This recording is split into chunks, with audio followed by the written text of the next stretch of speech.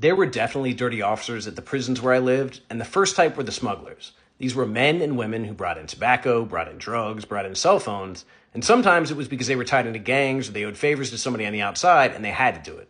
But more often than not, they were making a lot of money doing it. Imagine being 19 or 20 years old, living in a rural area, making $40,000 a year, and somebody comes to you and says, "Hey, I'm going to give you $2,000 a week in cash that you don't have to report. Just carry this package for me."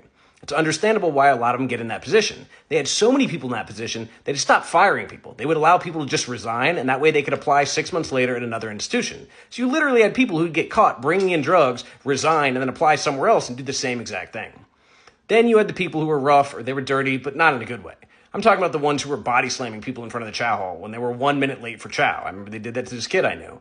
Or this other guy who had his hands handcuffed behind his back, who was arguing with them, and he was arguing about something legitimate, and the officer took him, slammed his head into the concrete, drug it down, and left a streak of blood, all because he had the nerve to argue for something that he was actually supposed to have.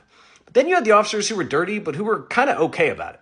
Remember this one really big officer who used to pick on a buddy of mine. He used to always walk by and just talk trash and go back. Finally, my buddy was like, "Bro, take your belt off." You had the utility belt, and basically the idea was you take it off, you're no longer an officer. I'll be damned if dude didn't take his utility belt off, go in the back hallway, and fight my buddy.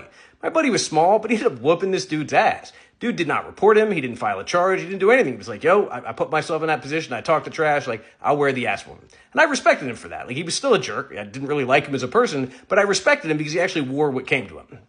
You also had the dirty officers who do weird stuff. Like, we'd be at the visitation and they'd let it be known, like, "Yo, if you want to fool around with your lady outside, you could do it. I'm not going to say nothing, but I want to watch." Literally, I remember this one guy, he would do that all the time. He would make sure he was posted up right there. So while you're trying to like sleep with your lady and do it kind of discreetly, he's over there like looking and peeking around the corner because he wants to see it because he was kind of a freak.